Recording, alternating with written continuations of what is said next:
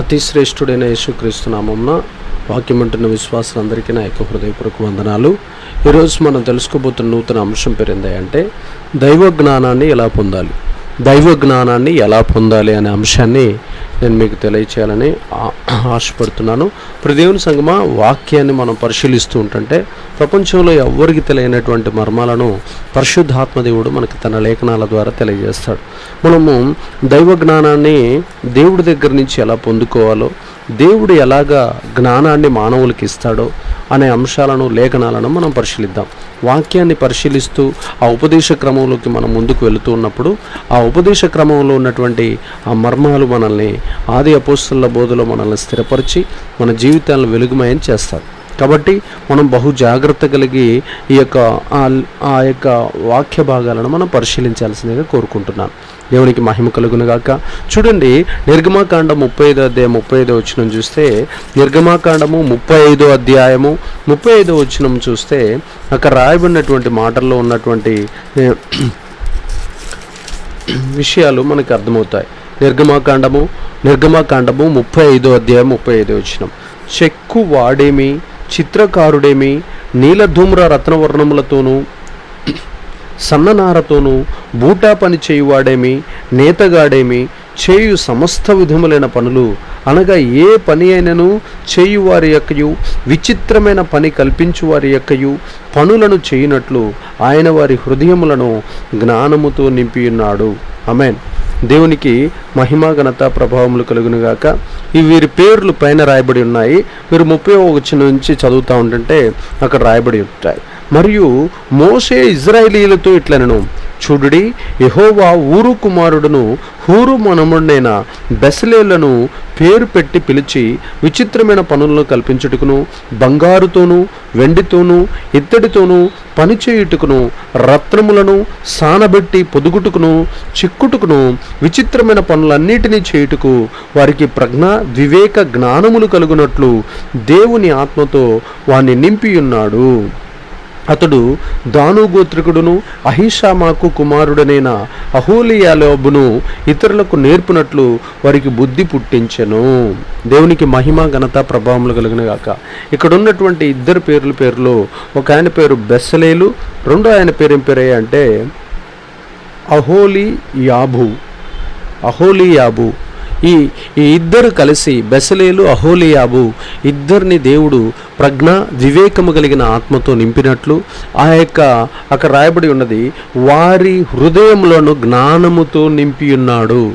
వారి హృదయాలను దేవుడు దేంతో నింపి ఉన్నాడంటే జ్ఞానముతో నింపి ఉన్నాడు. తర్వాత ఇంకా అంటున్నాడంటే వారికి ప్రజ్ఞ వివేక జ్ఞానములు కలిగినట్లు దేవుని ఆత్మతో వారిని నింపి ఉన్నాడు. దేవునికి మహిమ ఘనత ప్రభావములు కలుగునుగాక. చూడండి ప్రియ దేవుని బిడ్డలారా, ఒక్కొక్క అంశాన్ని మనం పరిశీలించి చూస్తే దేవుడు మానవుని హృదయాన్నంట జ్ఞానముతో నింపుతాడంట. దైవ జ్ఞానం ఎక్కడ నిండిపోయి ఉంటుంది, దైవ జ్ఞానాన్ని ఎక్కడ భద్రపరుస్తాడు దేవుడయ్యా అంటే మానవుని హృదయంలో నింపుతాడు.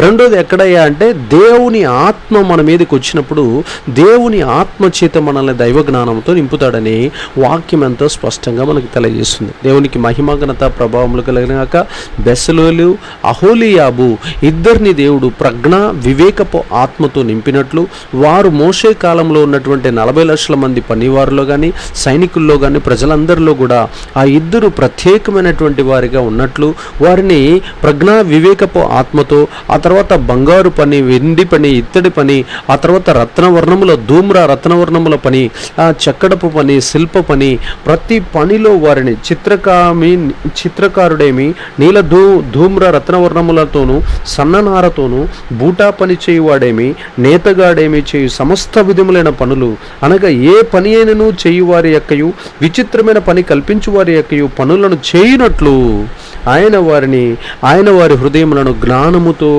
నింపి ఉన్నాడు. ఈ రోజున ప్రపంచమంతా కూడా గొప్ప గొప్ప వస్తువులు నూతనంగా సృష్టించబడుతున్నాయంటే, నూతనంగా అవి కనిపెట్టబడుతున్నాయంటే కారణం ఏందయ్యా అంటే అక్కడ వారిని జ్ఞానపు ఆత్మతో దేవుడు నింపి ఉన్నాడు. ఈ రోజున కొత్త కొత్త ఇన్నోవేషన్స్ ఈ ప్రపంచాన్ని ప్రభావితం చేస్తున్నాయంటే కారణం ఏందయ్యా అంటే వారిని దేవుడు ఆత్మతో నింపినట్లు, లేకపోతే వారి హృదయాన్ని జ్ఞానముతో నింపినట్లు మనం చూస్తున్నాం. ఈ రోజున మనుషుడికి సమస్య రాగానే ఆ సమస్యని వెంటనే అర్థం చేసుకొని ఆ మానవునికి ఎదురవుతున్నటువంటి సమస్యలను పరిష్కరించేటటువంటి జ్ఞానాన్ని మానవుని హృదయాలలో నింపుతున్నట్లు దేవుడు మనం చూస్తున్నాం. దేవునికి మహిమ కలుగును గాక. ఎవరైనా సరే ప్రతి ఒక్కరూ దేవుడిని ఆశ్రయించినప్పుడు, ప్రతి ఒక్కరి హృదయంలో దేవుడు జ్ఞానాత్మను పెట్టినప్పుడు మాత్రమే ఏవైనా కొత్త కొత్త కార్యక్రమాలు కానీ కృంగొట్టమైనటువంటి వస్తువులను కానీ తయారు చేసేటటువంటి వివేకము, ప్రజ్ఞ, తెలివి మానవులకి అందించబడతారు. అది దేవుడు అందించేటటువంటి దైవ జ్ఞానానికి సాదృశ్యం. దేవునికి మహిమ, ఘనత, ప్రభావములు కలుగును గాక. దేవుని బిడ్డలారా, ఇంకా మనం చూస్తే మొదటి రాజుల గ్రంథాన్ని పరిశీలించి చూస్తే 4వ అధ్యాయం 29వ వచనంలో అక్కడ రాయబడినటువంటి మాటలు మనం చూద్దాం. మొదటి రాజుల గ్రంథము 4వ అధ్యాయం 29వ వచనాన్ని మనం పరిశీలించి చూద్దాం. 29వ వచనము, దేవుడు జ్ఞానమును బుద్ధిని వర్ణింప శక్యము కాని వివేచన గల మనస్సును సొలొమోనుకు దయచేసెను. దేవునికి మహిమ, ఘనత, ప్రభావములు కలుగును గాక. ఇక్కడ దేవుడు జ్ఞానమును బుద్ధిని వర్ణింప శక్యము కాని వివేచన గల మనస్సును సొలొమోనుకు దయచేసెను. దేవునికి మహిమ కలుగును గాక. దైవ జ్ఞానమును ఎలా పొందుకోవాలని మనం ప్రశ్న వేసుకున్నాం మొదటి నుంచి. అయితే దైవ జ్ఞానాన్ని దేవుడి దగ్గర కూర్చొని పొందుకున్నాడు సొలొమోను గారు.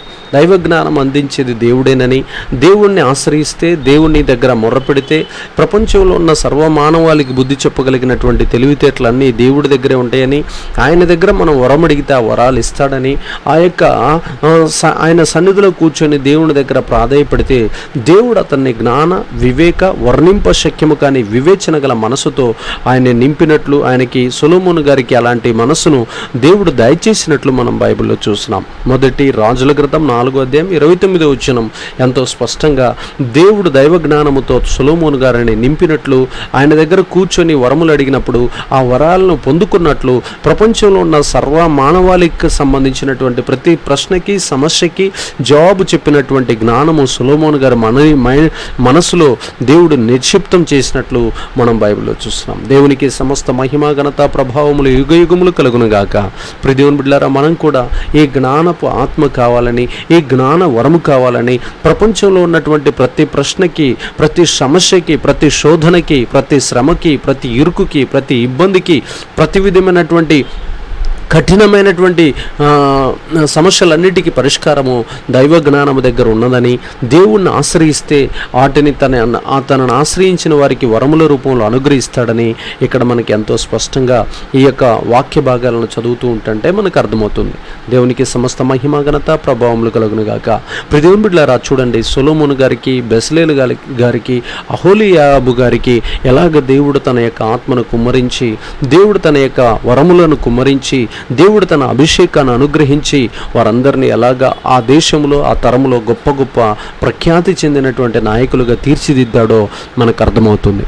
దేవునికి మహిమ కలుగును గాక. ఆ తర్వాత మనం చూస్తే కీర్తనల గ్రంథం 111వ అధ్యాయం ఒకసారి మనం ధ్యానిద్దాం.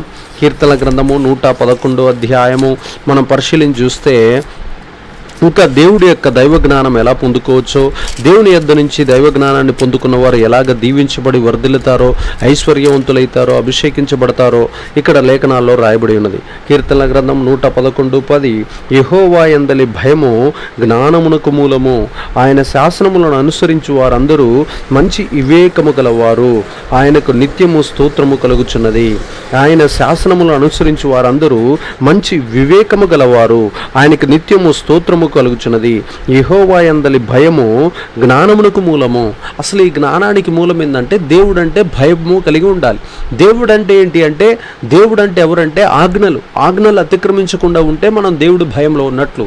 దేవుని కట్టడలు కానీ, నియమములు కానీ, శాసనాలు కానీ, ఆయన మనకిచ్చేటటువంటి ఏటినైతే మనం తప్పిపోకుండా దేవుని యందు భయభక్తులు కలిగి మనం జీవిస్తూ ఉంటామో వాటిని ఏమంటారు అంటే దేవుని యందలి భయము అంటారు. ఈ దేవుని యందలి భయమే జ్ఞానానికి మూలము అని కీర్తనాకారుడైన దావీదు గారు ఎంతో స్పష్టంగా తన యొక్క కీర్తనల్లో రాయబడినటువంటి మర్మాలను మనకు తెలియజేస్తున్నాడు. దేవునికి మహిమ కలుగును గాక. కాబట్టి దేవుని అందలి భయభక్తులు కలిగి ఉండాలి. ఈ లోకంలో చాలామంది మనుషులు మనల్ని లోకంలోకి లాక్కొని పోతూ ఉంటారు పాపం చేయించడానికి, లేకపోతే చీకటి క్రియలను, అంధకార క్రియలను, లేకపోతే రహస్య క్రియలను, లేకపోతే నరహత్యకు సంబంధించిన క్రియలను, లేకపోతే మోసానికి సంబంధించిన క్రియలను, లేకపోతే దోచుకునే క్రియలను, దౌర్జన్యం చేసే క్రియలను, బలాత్కారం చేసేటటువంటి క్రియలు చేయించడం కోసం ఈ లోకంలో మనతో సహవాసం చేస్తూ ఉంటారు చాలామంది. అయితే వాటికి మనం దూరంగా ఉండాలి.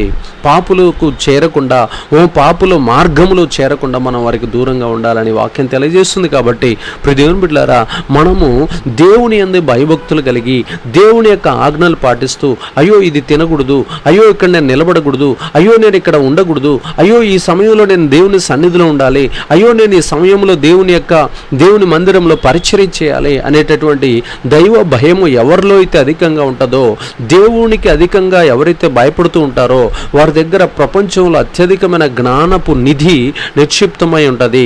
వారు గొప్ప జ్ఞానవంతులై ఉంటారు. ఆ ఆత్మీయతను మించిన జ్ఞానం ఈ ప్రపంచంలో మరొకటి లేదన్న సంగతి నేను ఖచ్చితంగా మీకు చెప్తున్నాను. అందుకని దేవుని యందలి భయముతో మనం జీవించినప్పుడు పాపానికి దూరంగా ఉంటాం. కాబట్టి పాపం మనల్ని అంటది. కాబట్టి పాపం చేయకుండా దేవుని యందు కాపుదలలో, దేవుని భద్రతలో మనం ఉంటాం. కాబట్టి అతన్ని మించిన జ్ఞానవంతుడి ప్రపంచంలో మరొకడు, అతన్ని మించిన జ్ఞానవంతురాలు ప్రపంచంలో మరొకరు ఉండరు. దేవునికి మహిమ, ఘనత, ప్రభావములు యుగ యుగములు కలుగును గాక. తర్వాత చూద్దాం ప్రియ దేవుని బిడ్డలారా, యాకోబుకు రాసిన పత్రిక 1వ అధ్యాయం. ఇది ప్రతి ఒక్కరికి తెలిసిన వచనమే. యాకోబుకు రాసిన, జ్ఞానము కొదువుగా అన్నెడల అతడు దేవుణ్ణి అడగవలను. ఎవరికైతే జ్ఞానము తక్కువగా ఉందో దేవునికి మహిమ కలుగును గాక. చూద్దాం ప్రియ దేవుని బిడ్డలారా, 1:5, మీలో ఎవరికైనా జ్ఞానము కొదువుగా ఉన్నడలా అతడును దేవుణ్ణి అడగవలను, అప్పుడు అది అతనికి అనుగ్రహింపబడును. ఆయన ఎవరిని గద్దింపుగా అందరికీ ధారాళంగా దయచేవాడు. దేవునికి మహిమ, ఘనత, ప్రభావం. దైవ జ్ఞానాన్ని కావాలన్నప్పుడు ఆయన సన్నిధిలో కూర్చొని మనం మొరపెట్టినప్పుడు ఆయన ఖచ్చితంగా గద్దించగా ధారాళంగా దయచేస్తాడు. ప్రపంచంలో నువ్వు ఎలాంటి గొప్ప వరాలైనా నువ్వు ప్రభు దగ్గర కూర్చొని అడిగినప్పుడు ఆయన నిన్ను గద్దించడు. ఎందుకంటే వరాలను అడిగినప్పుడు గద్దించటానికి ఆయన మూర్ఖ స్వభావం కలిగి లేకుండా ఆయన నీకు అవసరమైనటువంటి మంచి వరములను అనుగ్రహించడానికి ఆయన ఇష్టపడేటటువంటి మంచి మనసు కలిగిన వాడై ఉన్నాడు దేవుడు. చాలామంది దేవుణ్ణి పదే పదే అడిగితే ఏమన్నా అనుకుంటాడేమో అనే ఫీలింగ్లో చాలామంది దేవుని దగ్గర కూర్చొని వరాలు అడగలేనటువంటి స్థితిలో ఉంటారు. కానీ ప్రియ దేవుని బిడ్డలారా, అక్కడ ఆయన యాకోబు గారు రాస్తున్నాడు, మీలో ఎవరికైనా జ్ఞానము కొదువుగా ఉన్న ఎడల అతడు దేవుణ్ణి అడగవలను, అప్పుడు అది అతనికి అనుగ్రహింపబడును. ఖచ్చితంగా ఇస్తాడు. నువ్వు అడగాలి, నువ్వు కనిపెట్టాలి, నువ్వు మొర్ర పెట్టాలి, నువ్వు దేవుని దగ్గర గోజాడాలి. అప్పుడు ఆయన ఖచ్చితంగా నీకు ఆ జ్ఞానాన్ని నీకు అనుగ్రహిస్తాడు. ఆ తర్వాత ఇంకా అంటున్నాడు, ఆయన ఎవరిని గద్దించడు. ఎవరిని అంటే మళ్ళీ చూడండి, చాలామంది అనుకుంటారు నేను పాస్టర్ని కాదు, అయ్యో నేను విశ్వాసిని కదా, అయ్యో నేను సోమరిని కదా, అయ్యో నేను బలహీనుని కదా, అయ్యో నేను కులం తక్కువ కదా, అయ్యో నేను అది ఇదనే ఇలాంటి ఈ యొక్క మాటలన్నింటినీ పక్కన పెట్టి ఎవరిని గద్దించకుండా ఆయన అడిగే ప్రతి ఒక్కరికి ఆయన ధారాళంగా ఆయన సమకూర్చగలిగిన దేవుడై ఉన్నాడని వాక్యం తెలియజేస్తుంది. దేవునికి మహిమ, ఘనత, ప్రభావములు కలుగును గాక. ఆ తర్వాత ప్రియ దేవుని బిడ్డలారా, చూడండి కొలస్సీలకు రాసిన పత్రిక 2వ అధ్యాయం 3వ వచనంలో ఈ మాట కూడా మనందరికీ తెలిసిన మాటే. కొలస్సీలకు రాసిన పత్రిక 2వ అధ్యాయం 3వ వచనంలో మనం గనక చూస్తే అక్కడ రాయబడిన మాటలు మీరు చూడండి ప్రియ దేవుని బిడ్డలారా, బుద్ధి జ్ఞానములు సర్వసంపదలు ఆయన యందే గుప్తములైనవి. బుద్ధి జ్ఞానము సర్వసంపదలు. బుద్ధి క్రీస్తునందే ఉన్నది, జ్ఞానము క్రీస్తునందే ఉన్నాయి. సర్వ సంపదలు, ప్రపంచంలో ఉన్నటువంటి మూలధనమంతా కూడా, ప్రపంచంలో ఉన్నటువంటి ఐశ్వర్యం అంతా కూడా క్రీస్తు యేసునందే దాగబడి గుప్తములై ఉన్నవి, ఆయనలోనే దాచబడి ఉన్నవి. వాటిని వెలికి తీయాలి. గుప్తములై ఉన్నవి, వాటిని మనం సంపాదించాలి. దేవుల్లో ఉన్న ఆత్మీయత, దేవుల్లో ఉన్న గుణగణాలు, దేవుల్లో ఉన్నటువంటి ఆ దైవత్వం, దేవుల్లో ఉన్నటువంటి పరిశుద్ధత, దేవుల్లో ఉన్న నీతి, క్రీస్తులో ఉన్నటువంటి ఆ తగ్గింపు, క్రీస్తులో ఉన్న వినయ విధేయతలు, క్రీస్తులో ఉన్నటువంటి ఆత్మీయత, క్రీస్తులో ఉన్నటువంటి త్యాగము, క్రీస్తులో ఉన్నటువంటి ప్రేమ, క్రీస్తులో ఉన్నటువంటి యథార్థత, వీటన్నిటిని మనము ఆయనలో గుప్తమై ఉన్నటువంటి పరిపూర్ణత, క్రీస్తులో ఉన్నటువంటి సంపూర్ణత, క్రీస్తులో ఉన్నటువంటి ప్రార్థనా జీవితం, క్రీస్తులో ఉన్నటువంటి జాలి, క్రీస్తులో ఉన్నటువంటి దయ, క్రీస్తులో ఉన్నటువంటి ఆ యొక్క దైవత్వపు లక్షణాలన్నీ కనుక మనం సంపాదించుకుంటే అక్కడ రాస్తున్నాడు, బుద్ధి నీకు వస్తుంది, జ్ఞానము నీకు వస్తుంది, ఆ తర్వాత ఆయనలో దాగబడి ఉన్న సర్వ సంపదలు, గుప్తములైన సర్వ సంపదలు నువ్వు ఆయన దగ్గర నుంచి పొందుకోవచ్చు, వాటిని స్వాధీనం చేసుకోవచ్చు అన్నట్లుగా కొలస్సీలకు పత్రిక రాస్తూ పౌలు గారు ప్రకటిస్తున్నాడు. దేవునికి సమస్త మహిమ ఘనత ప్రభావములు కలిగిన గాక. దేవుని బిడ్డలారా, చూడండి ఎంత లోతైనటువంటి మర్మములను తన యొక్క గ్రంథంలో రాయించి పెట్టాడు పరిశుద్ధాత్మదేవుడు. అందుకనే యేసు ప్రభు వారిని యేసు ప్రభు వారి దగ్గరికి వచ్చినప్పుడు, ఆయన్ని విశ్వసించినప్పుడు, ఆయన్ని నమ్ముకున్నప్పుడు, ఆయన సిలువలో చేసినటువంటి కార్యాలన్నిటిని మన నోటితో మనం ఒప్పుకొని ఈయనే నిజమైన దేవుడని, ఆయన నా కోసము నీ కోసము ప్రాణం పెట్టాడని, ఆయన సిలువలో చేసినటువంటి గొప్ప కార్యాలన్నిటిని మనం తలపోసుకుంటూ, ఆయన్ని మనం ఎప్పుడైతే ఆస్వాదించి, ఆయన్ని మనం ఎప్పుడైతే విశ్వసించి, ఆయన్ని ఎప్పుడైతే మనం వెంబడించి, ఆయన్ని ఎప్పుడైతే ఆయన చెప్పినటువంటి మార్గంలో జీవిస్తానని నీ నోటితో, నీ మనస్సాక్షితో ఎప్పుడైతే ఒప్పుకొని సగర్వంగా సాటి చెబుతావో, ఆ రోజు నుంచి దేవుడు నీకు బుద్ధినిస్తాడు, జ్ఞానాన్ని ఇస్తాడు, సర్వ సంపదలను ఆయనలో నిక్షిప్తమైనటువంటి గుప్తమైనటువంటి ప్రతి విధమైనటువంటి సంపదలను నీకు వారసత్వంగా నీకు అనుగ్రహించునుగాక. స్వస్థతలు నీకు కలుగుతాయి, అద్భుతాలను చూస్తావు, ఆత్మకార్యాలు చూస్తావు, దైవత్వం వస్తుంది, ఇంకా ఆశ్చర్యకార్యాలు, మహత్కార్యాలు, ఘనకార్యాలు, శుభకార్యాలు, ఆత్మకార్యాలు, ఎన్నెన్నో గొప్ప కార్యాలు నువ్వు దేవుణ్ణి లోపల నుంచి, దేవుడి ద్వారా, క్రీస్తు యేసు ద్వారా నువ్వు ఆయన దగ్గరకు వచ్చావు కాబట్టి, ఆయన విశ్వసించావు కాబట్టి, ఆయన్ని తెలుసుకునే కొద్దీ ఈ బుద్ధిని, జ్ఞానాన్ని, ఈ సర్వసంపదలను అనుభవించదవు గాక. వాటన్నిటిని నువ్వు పొందుకునేదవు గాక. వాటన్నిటిలో నువ్వు సంపూర్ణమైన దైవ దీవెనలు అనుభవించదవు గాక. దేవునికి మహిమ ఘనత ప్రభావములు కలుగును గాక. ఆ తర్వాత ప్రసంగి గ్రంథం 2వ అధ్యాయం ఒకసారి మనం ధ్యానిస్తే అక్కడ రాయబడినటువంటి మాటలు కూడా మనల్ని కదిలిస్తాయి. ప్రసంగి గ్రంథం 2వ అధ్యాయము 26వ వచనంలో రాయబడినటువంటి మాటలు, ఏలయనగా దైవ దృష్టికి మంచివాడుగా నుండు వానికి దేవుడు జ్ఞానమును, తెలివిని, ఆనందమును అనుగ్రహించును. ఆమేన్. ఏలయనగా దైవ దృష్టికి, దేవుడి దృష్టికి ఎవరైతే, మనుషుల దృష్టికి కాదు, దైవ దృష్టికి ఎవరైతే మంచివాడుగా ఉంటాడో వానికి దేవుడు జ్ఞానమును, తెలివిని, ఆనందమును అనుగ్రహిస్తాడు. ఫస్ట్ జ్ఞానమునిస్తాడు, తర్వాత తెలివినిస్తాడు. జ్ఞానము వేరు, తెలివి వేరు. తెలివిని కూడా ఇస్తాడు. ఎలా బ్రతకాలో, ఎలా మాట్లాడాలో, ఎలా నడవాలో, ఎక్కడ కూర్చోవాలో, ఎక్కడ ఉండకూడదు, ఏ ప్రశ్నకి ఎలా సమాధానం చెప్పాలో, ఎలాగ వేగంగా విడుదల పొందుకోవాలో, ప్రతి ప్రశ్నకి తెలివైనటువంటి జవాబు చెప్పి ఎలా తప్పించుకోవాలో, సాతానుడేసే అగ్నిబాణాలన్నిటికీ ఎలాగ ఎదురు తిరిగి వాటన్నిటిని ఆత్మఖడ్గంతో ఆర్పివేయాలో అలాంటి తెలివి దేవుడు నీకు జ్ఞానము వేరు, తెలివి వేరు. అయితే ఈ జ్ఞానము, ఈ తెలివిని, ఆ తర్వాత మూడోది ఆనందమును కూడా అనుగ్రహిస్తాడంట. దేవునికి మహిమ ఘనత ప్రభావం గాక. మనం దినదినం మన ప్రవర్తనని క్రీస్తులాగా మార్చుకోవాలి. ఆయనే మన మాదిరి, ఆయనే మన ఆశ్రయం, ఆయనే మన కొండ, ఆయనే మన దుర్గము, ఆయనే మన శైలము, ఆయనే మన ఆశ్రయపురము. కాబట్టి ప్రియ దేవుని బిడ్డలారా, ప్రతి ఒక్కరూ క్రీస్తులాగా మనం ఎప్పుడైతే మారుతూ ఉంటామో, క్రీస్తు యొక్క దైవ గుణాలు మన లోపలికి ఎప్పుడైతే వచ్చేలాగా మనము దేవుని సన్నిధిలో కూర్చొని, ప్రభువా నాకు నీ వ్యక్తిత్వం కావాలయ్యా, నాకు నీ యొక్క ఆత్మీయత కావాలి ప్రభువా, నాకు నీ యొక్క తండ్రి ప్రభువా, నీ యొక్క దైవ గుణాలన్నిటినీ, నీ సుగుణాలన్నిటిని నేను సంపాదించుకోవాలయ్యా అని ఎవరైతే ఆయన పాదాల దగ్గర ప్రార్థనా పరులుగా, ఉపవాస పరులుగా, జయ విజేతలుగా, జయవీరులుగా ఉండాలని, నేను జయవీరుణ్ణి కావాలని కోరుకుంటున్నాను, నేను నీ యందు ప్రతిష్ఠ కలిగి జీవించాలనుకుంటున్నాను, నేను నీలో సమర్పణ కలిగి జీవించాలనుకుంటున్నాను, నీలో ఒక ప్రత్యేకమైనటువంటి, నీలాగా నేను ప్రత్యేకంగా ఏరుబాటు జీవితం కలిగి జీవించాలనుకుంటున్నాను ప్రభువా, నాకు ఆ భాగ్యమునివ్వయ్యా అని ఎవరైతే ఆయన దగ్గర కూర్చొని ఆయన దృష్టికి మంచివారిగా పాపాలన్నీ ఒప్పుకొని, పాపములన్నీ కడిగేసుకుంటూ, రక్తం చేత శుద్ధి చేసుకుంటూ, ప్రతి దినదినము, క్షణక్షణము, నిమిషము దేవుడి దగ్గర మనం చేసినటువంటి పాపాలను, అతిక్రమాలను, దోషాలను, మనం చేసినటువంటి కంటితో నేత్రాశ, కంటితో చేసిన పాపాలను, శరీరంతో, చెవులతో చేసిన పాపాలను, అవయవాలతో చేసిన పాపాలను, కామక్రోధ మదమాత్సర్యాలను, ప్రతి ఒక్క పాపాలను శుద్ధీకరణ యేసుక్రీస్తు రక్తం చేత శుద్ధి చేసుకుంటూ మన లోపలున్న పాపాన్ని ఒప్పుకుంటూ, కడిగేసుకుంటూ, పాపం చేయకుండా తీర్మానాలు